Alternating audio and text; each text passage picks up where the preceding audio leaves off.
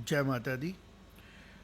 जिस किस्म के हालात बने हैं, सबकी क्यूरियोसिटी बढ़ती जा रही है, ख़ास तौर पे जो आम लोग होते हैं। भारत की 130-50 करोड़ की जनता, पाकिस्तान की 30 करोड़ की जनता, बांग्लादेश की जनता, सब लोग सोचते हैं कि क्या कारण है। बड़ी बड़ी किताबें पढ़ने का इतना टाइम ना हम लोगों के पास होता है, ना हम लोग किताबों में जाते हैं, ना हिस्ट्री पढ़ने की कोशिश की जाती है। एक जर्नल पर्सपेक्टिव होता है। तो हम जैसे लोग जो जुड़े होते हैं जर्नलिज्म के साथ, एजुकेशन के साथ, तो हमारी ड्यूटी बनती है कि हम बड़ी सिंपल तरीके से चीज़ों को प्रेजेंट करें और कोई भी फैक्ट ऐसा ना लाएं जो backed by history and backed by facts ना हो। आज हम बात करेंगे एक ऐसा ब्लूप्रिंट ब्रिटिश के द्वारा बनाया गया, ऐसा ब्लूप्रिंट ब्रिटिश के द्वारा बनाया गया जो ब्लूप्रिंट एक अच्छे नेशन को बना ही नहीं सका। जल्दबाजी में बनाया गया नेशन जो आज जियो पोलिटिकल टाइम बम बन चुका है। कैसे बना और क्यों वो टाइम बम की तरह बिहेव कर रहा है, पूरे साउथ एशिया को डिस्टर्ब करके जिसने रखा है, उसके बारे में बात करेंगे। मैं बात कर रहा हूँ पाकिस्तान की, क्योंकि जब आसिम मुनीर ने बड़े ज़ोर शोर से कहा कि we are two nation theory को सपोर्ट किया, तो एक ऐसी फीलिंग आई उसको सुन के। स्पीच को मैंने बड़ी बार सुना, जो थोड़ी किताबें पढ़ी थी, जो रेफरेंस लिए थे वो भी सामने आ गए कि कैसे एक वायरस जो किसी कॉन्टिनेंट को खोखला कर सकता है वो ज़िंदा है, और उसके कैरियर आसिम मुनीर जैसे लोग उसको नेक्स्ट जनरेशन को ट्रांसफ़र करते हैं। लेकिन अगर सच पे चला जाए, अगर ट्रुथ को देखा जाए और एक नए तरीके से उस वायरस को हैंडल किया जाए, तो हम इतनी इम्यूनिटी बना सकते हैं कि ये वायरस अपनी मौत खुद मर जाएगा। भारत, बांग्लादेश और पाकिस्तान की सारी जनता अवेयर करके हम इस वायरस को ख़त्म कर सकते हैं। भारत तो ऑलरेडी इम्यून है, 150 करोड़ जनता एक स्ट्रक्चर तरीके से चल रही है, ग्रोथ कर रही है, इंडस्ट्रियल ग्रोथ हो रही है, और कंप्लीट नेशन है भारत, जिसका वजूद नेवर एंडिंग है, जो सनातन है, जो कभी स्टार्ट ही नहीं हुआ और नहीं कभी ख़त्म होगा, जो था है और रहेगा, जो टाइमलेस है। तो जैसे जैसे भारत से ये आइडेंटिटी छीनी गई, भारत से दूर गई, तब से ये अपने आप को, अपना वजूद ढूंढ रही है। जैसे एक पूरी बॉडी से बाजू अलग कर दी जाए, टांग अलग कर दी जाए, और वो टांग खुद को अपनी बॉडी समझना शुरू हो जाए, बाजू खुद को समझना शुरू हो जाए, वो होता नहीं है। बॉडी फिर भी अपने आप को रीजनरेट करने की ताकत रखती है, लेकिन टांग या बाजू अपनी एंड को पहुंचते हैं, स्टिंग करते हैं। तो इसी फ़िलासफ़ी के ऊपर मैं आज कुछ फैक्ट्स शेयर करूंगा। मैंने थोड़ा सा स्टडी करके आया हूं, और मेरा ये ड्यूटी बनता है एक रिस्पॉन्सिबल एडिटर इन चीफ होने की वजह से कि मैं फैक्ट्स के ऊपर बात करूं। फैक्ट्स ये है कि टू नेशन थ्योरी की जो बात की जाती है, ये पाकिस्तान के लीडर्स के या पाकिस्तान के जो फादर्स जिन्होंने पाकिस्तान को कंसीव किया, उनकी दी गई थ्योरी नहीं है। ये थ्योरी स्टार्ट हुई थी जब ब्रिटिशर यहाँ पे काम करना चाहते थे, और यहाँ पे एक बड़ी स्ट्रॉन्ग इंटीग्रेशन थी between all the caste, creed, colour and religions. Hindu कौन है, सिख कौन है, मुस्लिम कौन है, बौद्ध कौन है, जैन कौन है, इसके बारे में बात ही नहीं की जाती थी। सब लोग इंटीग्रेटेड थे आपस में। तो एक प्लान बनाया गया कैसे इनको डिवाइड किया जाए और रूल किया जाए। वो कामयाब भी हुआ प्लान, और जाते जाते जल्दबाजी में उस प्लान को जस्टिफाई करने के लिए क्रिएट किया गया पाकिस्तान ईस्ट एंड वेस्ट, ना जोग्राफिकली स्टेबल है, ना पॉलिटिकली उसकी क्लैरिटी है, और उसको ऐसा जिसको बोलते हैं ना कि एक अलग अलग किस्म की चीज़ें दी गई। अगर भारत को अलग अलग लैंग्वेजेस मिली, अगर भारत को अलग अलग कल्चर मिले, तो वो भारत का पार्ट था, वो भारत का पार्ट है, वो भारत में बड़े अच्छे से एडजस्टेड है। एक मराठा एक तमिल के साथ, एक तमिल एक कन्नड़ के साथ, कन्नड़ एक पंजाबी के साथ, पंजाबी एक डोगरे के साथ, हिमाचली जम्मू के साथ, सब आपस में इंटीग्रेटेड है। एक असमी असम में रहने वाला इंसान नागालैंड वालों के साथ, नागालैंड में रहने वाले इंडिया के साथ, पूरे कनेक्टेड है, क्योंकि ये शुरू से कई हज़ारों सालों से आपस में एक दूसरे के साथ कल्चरली हर लिहाज से आगे बढ़ रहे थे। बट पाकिस्तान के अंदर जो लोग जुड़े आपस में, वो कभी भी एक दूसरे के साथ स्टेबल नहीं थे। जल्दबाजी में एक प्लान बनाया गया ब्रिटिश पार्लियामेंट में, और उस प्लान का रूपरेखा बनाई गई कि अब हमने इंडिया से, भारत से बाहर जाना है, हम कैसे निकलें। और जो ये नफ़रत थी ना भारत को लेके चर्चिल के माइंड में, जो उस टाइम ब्रिटिश के प्राइम मिनिस्टर थे, वो खमियाजा पाकिस्तान की जनता आज भी भुगत रही है। और उसने किसको अपनी बैड प्लान में इन्वॉल्व किया? जिन्ना को और पाकिस्तान के उन लीडर्स को जिनको टू नेशन थ्योरी का वायरस दिया गया। और उसमें जो रेफरेंस आता है वो ये आता है, मैं कुछ नाम लूँगा और आप देखेंगे कि वो नाम आप भी सर्च करें आपको मिल जाएंगे, जिन्होंने इस माइंडसेट, चर्चिल की का माइंडसेट था। दूसरा क्लेमेंट एटली, जिसने प्लान बनाया कि कैसे ब्रिटिश ने बाहर आना है। और साथ ही साथ मैं बोलूँगा कि आपको वो कोट्स भी दिखाए जाएं कि जो रेड क्लिफ लाइन बनाएगी, जो रेड क्लिफ नाम के एक इंसान को मौका दिया गया, मैं जनरल आपको बताने की कोशिश कर रहा हूँ ताकि आम आदमी को समझ आए। रेड क्लिफ, क्लेमेंट एटली वो इंसान है जिन्होंने प्लान बनाया कि कैसे ब्रिटिश ने भारत से निकलना है। ब्रिटिश जैसे अभी अमेरिका अफगानिस्तान से निकला, आपने देखा होगा कि जहाज़ों पे लोग चढ़ गए, जब अमेरिका के जहाज़ निकलने लगे जहाज़ों पे लोग चढ़ गए। आप सेम माइंडसेट्स के सोच सकते हैं, जब इंडिया से ब्रिटिशर निकल रहे थे, पीछे वो चीज़ें खाली छोड़ रहे थे, तो क्या माइंडसेट होगा? ऐसे थोड़ी निकला जाता है किसी देश से एक इस्टेब्लिशमेंट को।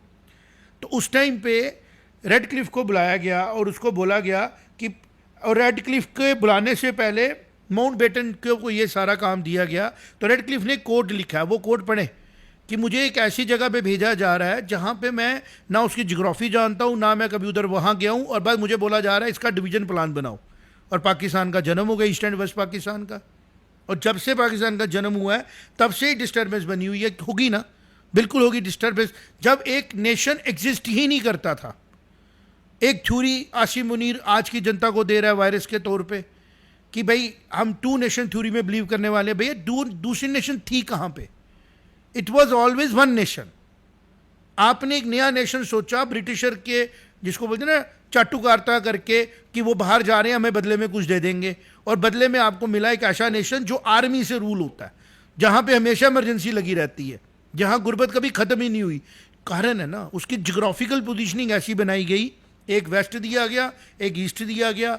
बंगाल का जो इस्लाम को फॉलो करने वाला है वो पंजाब के इस्लाम फॉलो के साथ कोलैबोरेट नहीं करता है, और विद इन पाकिस्तान एक ही रिलीजन को फॉलो करने वाले लोग आपस में एक दूसरे से कनेक्ट नहीं करते हैं। ये ब्रिटिशर का एक मिस एडवेंचर था जिसको भुगत रहा साउथ एशिया, और उसको भुगतता रहेगा अगर इसकी तरफ ग्लोबल ताकतों ने ध्यान नहीं दिया। अगर सच में ग्लोबल ताकतें वर्ल्ड में पीस चाहती हैं तो उनको पाकिस्तान की एग्जिस्टेंस पे ध्यान देना पड़ेगा, या तो पाकिस्तान को स्टेबलाइज करना पड़ेगा, या फिर जो पाकिस्तान ने लाइन पकड़ी है टेरर इंफ्रास्ट्रक्चर को सपोर्ट करने की, इसको डाउन प्ले करके पाकिस्तान के अंदर से जो टेररिस्ट के सिंपैथाइजर्स हैं उनको ख़त्म करना पड़ेगा। बिकॉज ये पूरी दुनिया को टेररिज्म सप्लाई करने का एक ऐसा कन्फ्यूजन बन चुका है। उसका कारण ये है कि खुद की कोई आइडेंटिटी नहीं है, खुद की कोई पहचान ही नहीं है। जैसे भारत के पास एक आइडेंटिटी है ना, कि भारत जो है वो एक हिमालय से लेकर कन्याकुमारी तक डिवर्स आइडेंटिटी को साथ में जोड़ के आगे चलाने वाला, एक सनातन को मानने वाला देश है, सभ्यता का देश है, जिसमें बौद्ध की जगह है, जैन की जगह है, सिखिज्म की जगह है, इस्लाम की भी जगह है, हिंदुइज्म की भी जगह है, हर चीज़ की, हर प्रैक्टिस के लिए जगह है। और डोमिनेशन किसकी है? कि सब लोग एक साथ आगे बढ़ें, वासुदेव कुटुंबकम की बात करें और आगे बढ़ें, प्रोग्रेस करें, नॉलेज लें, नई नई रिवोल्यूशंस आए, नई नई एवोल्यूशंस आए। लेकिन पाकिस्तान एक ऐसा जियोग्राफिकली कंफ्यूज मुल्क बन के जिनकी बाउंड्रीज ही क्लियर नहीं होती हैं, और जो उसके हुक्मरान हैं वो उसके साथ कंटिन्यू करते रहते हैं, टाइम पास करते रहते हैं। आज मुशर्रफ जी कहाँ पे हैं जिन्होंने पाकिस्तान को एक मिलिट्री राज दे के छोड़ दिया? आज ज़िया-उल-हक कहाँ पे हैं? अयाया खान कहाँ पे हैं? पाकिस्तान की जनता 3 पीढ़ियों से 4 पीढ़ियों से दुखी है, परेशान, और चंद पाकिस्तानी जो उसका बेनिफिट ले रहे हैं कॉन्फ्लिक्ट का, वो अमीर बन के घूम रहे हैं। आम लोगों तक तो कुछ नहीं ना पहुंचा।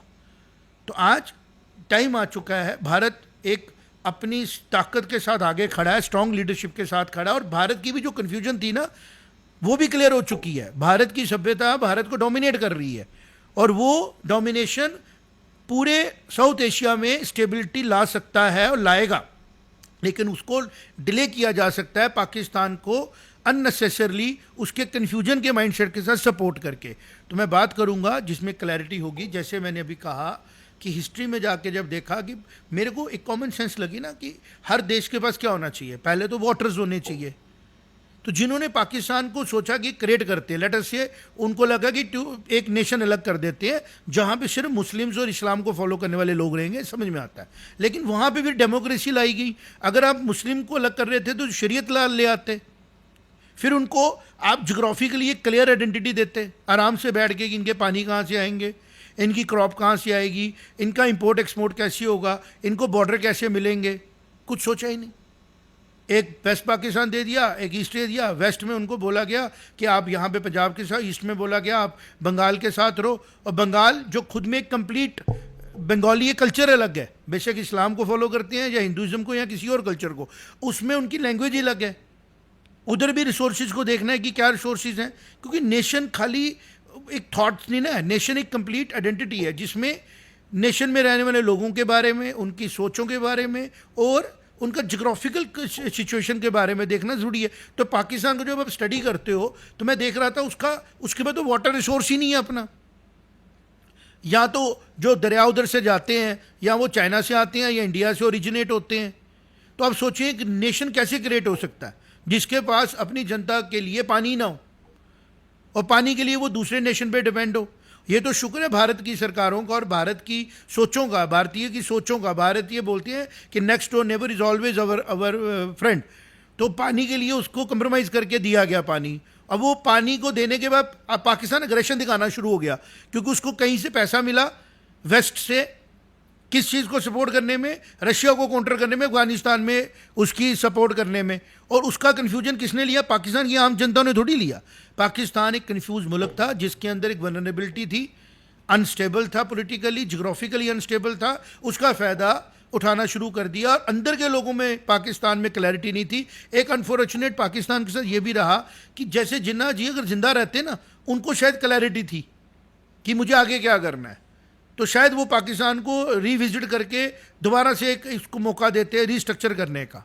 लेकिन चूंकि वो दुनिया से जल्दी चले गए, जो पीछे लोग आए उन्होंने अपने एंगल से देखा और सडनली पाकिस्तान में आर्मी को लगा इधर तो कुछ है ही नहीं है, इधर तो वेपन ही चलेगा, तो उन्होंने उसको डोमिनेट कर दिया और अभी तक भुगत रहा पूरा साउथ एशिया। और फिर आर्मी की डोमिनेशन के साथ साथ वहाँ पे उन्होंने टेररिज्म को एक अपना ऑफशूट बना लिया, एक क्लोन कर दिया। भाई आर्मी अपने देश की रक्षा के लिए होती है, दूसरे देशों को डिस्टर्ब करने के लिए नहीं होती है। अगर आप आर्मी का इस्तेमाल गलत तरीके से नहीं करते तो शायद आज ईस्ट पाकिस्तान भी आपके पास ही होता। और इसी तरह आपने आर्मी का इस्तेमाल करने दिया। तो जनता को खड़े होने की ज़रूरत है कि पाकिस्तान का जो क्रिएशन है ना, वो कन्फ्यूज क्रिएशन है। और इस कन्फ्यूज क्रिएशन को अगर हम लोगों ने टाइम से हैंडल नहीं किया, ये सच में एक टाइम बॉम्ब है साउथ एशिया के लिए और बन चुका है। और भारत इसको बड़ी देर तक अबेयंस में नहीं रख सकता।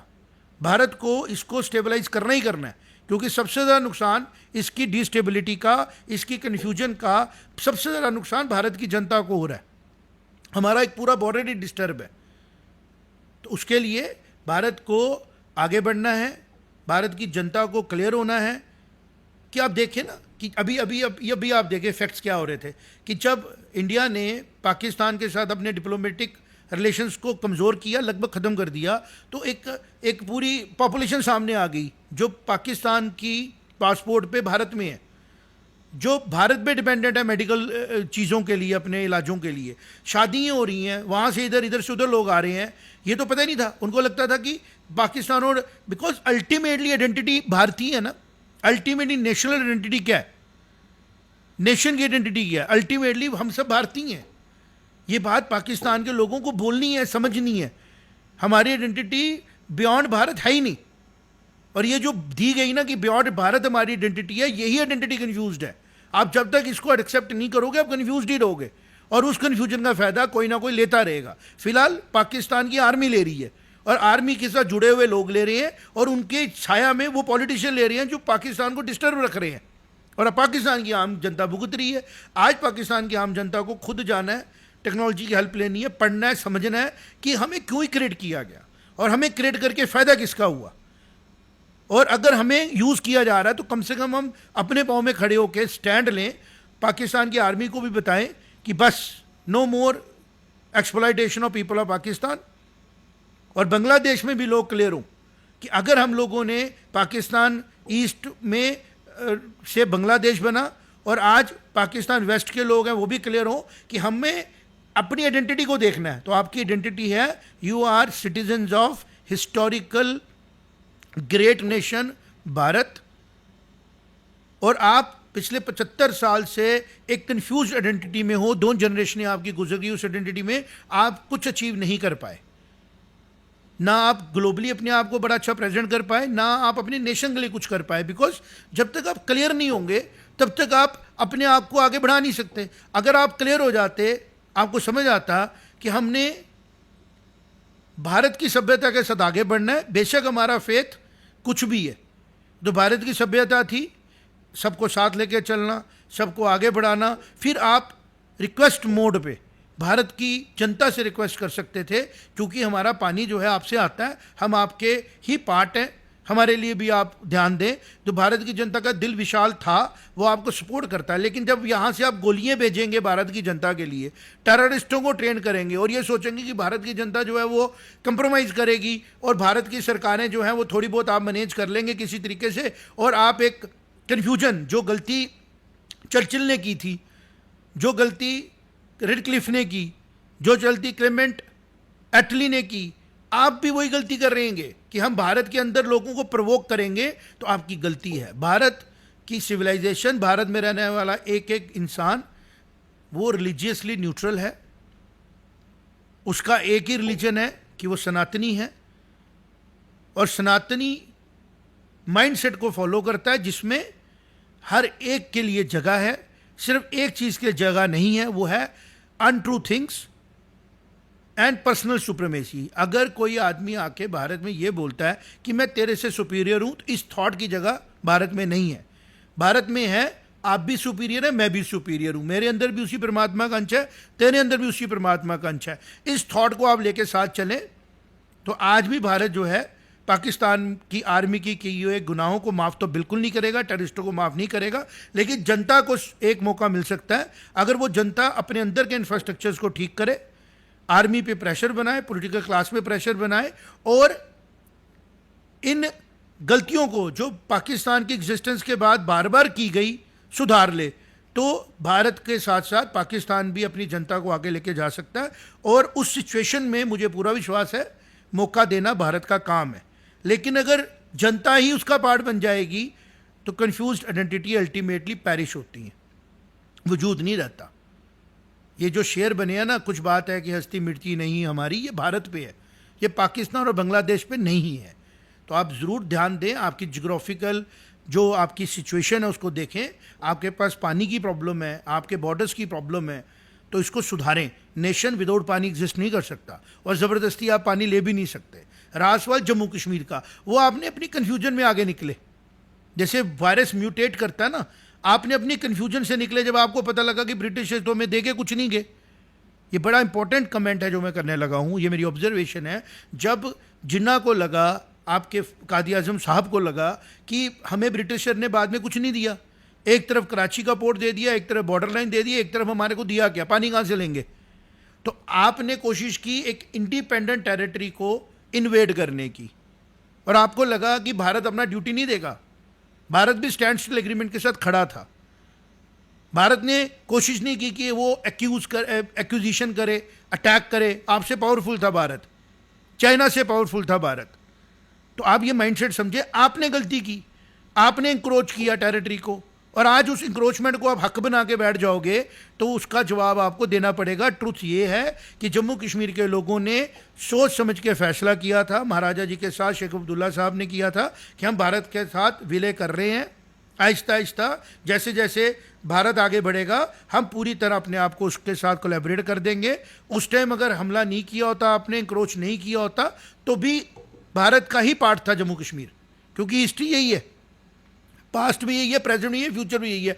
आप भी भारत का पार्ट थे, आप भी भारत से अलग नहीं थे, लेकिन जब आपने ज़बरदस्ती अपने आप को अलग किया, एक नई आइडेंटिटी बनाने की कोशिश की, आप फेल हो गए। आप आज तक अपनी कोई आइडेंटिटी नहीं बना पाए और ना आगे बना पाओगे।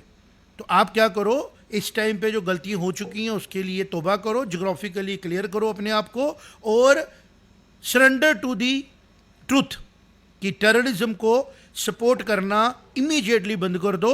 और जो अब भारत सर्जिकल स्ट्राइक्स कर रहा है, आपकी मदद कर रहा है, आपके अंदर के टेररिज्म को ख़त्म करने में भारत की मदद करो। और जो ज़बरदस्ती आपने एट्रोसिटीज़ किए हैं बलूचिस्तान के लोगों पे, खैबर पख्तूनवा के लोगों पे, या आपकी जनता ने, आर्मी ने की हैं, या पीओजेके में जाके आपने वहाँ पे एट्रोसिटीज़ की हैं, उनसे तौबा करो। आपके एक पार्लियामेंटेरियन कह भी रहे थे हमने गलतियाँ की हैं। ऐसे ही पूरा पाकिस्तान तौबा करे ताकि भारत जो है वो आपका रेस्क्यूअर बन के आपको भी रेस्क्यू करे और पूरे साउथ एशिया में पीस के लिए आगे बढ़े और पूरे वर्ल्ड की प्रॉस्पेरिटी की तरफ हम ध्यान दें। ये है ट्रुथ और यही रहेगा ट्रुथ। और अगर आपने इसको कंटिन्यू किया, आप गलत के सिंपैथाइजर रहे, तो आपकी चॉइस होगी, आप स्टेबल नहीं रहेंगे, क्योंकि आपका जो एग्जिस्टेंस है वो ही स्टेबल नहीं है। जैसे एक डिसइंटीग्रेटेड पार्टिकल होता है ना, साइंस में हम बोलते हैं डिसइंटीग्रेशन चलती रहती है उसकी, और अल्टीमेटली वो एक्सटिंक्ट हो जाता है, खत्म हो जाता है। तो डिसइंटीग्रेशन से बचने का तरीका है ऐसी कोलैबोरेशंस करें जो स्टेबल है। तो भारत की एग्जिस्टेंस ही स्टेबल है। और आपको देखना पड़ेगा कि प्रधानमंत्री मोदी जब आए, वो आपके प्राइम मिनिस्टर के पास विदाउट सिक्योरिटी मिलने चले गए। इतना विशाल दिल है भारत का। और आपने क्या किया? पठानकोट, आपने क्या किया? पहलगाम, आपने क्या किया? पुलवामा। ये पाकिस्तान की जनता नहीं कर रही है अगर, तो खड़ी हो ना पाकिस्तान की जनता अपनी आर्मी के अगेंस्ट, उन टेररिस्ट कैंप्स के अगेंस्ट जो चल रहे हैं आपकी आंखों के सामने। देखें, अपॉर्चुनिटी है आपके पास, और अपने आने वाले भविष्य के लिए आपको खड़ा होना पड़ेगा। और भारत आपको सपोर्ट करेगा अगर आप टेररिज्म के खिलाफ होते हैं। और टेररिज्म इंफ्रास्ट्रक्चर जो पाकिस्तान के अंदर पाल पोस के बड़ा किया जा रहा है, आप उसको खुद ख़त्म करते हैं। जय माता दी, जय हिंद।